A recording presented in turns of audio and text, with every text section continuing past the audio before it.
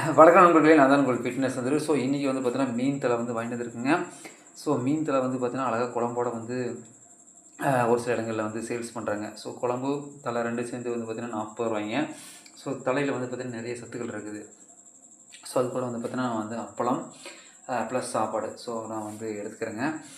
நீங்களும் வந்து மீன் வந்து நல்லா சாப்பிடுங்க. மீன் சாப்பிட்டா கண்ணுக்கு நல்லது, மீன் சாப்பிடலைன்னா மீனுக்கு நல்லது அப்படின்னு சச்சின் படத்தை சொல்கிற மாதிரிங்க. கண்ணுக்கு வந்து பார்த்திங்கன்னா ரொம்ப ரொம்ப பிரமாதமான வந்து ஒரு ஒளியை வந்து கொடுக்குங்க.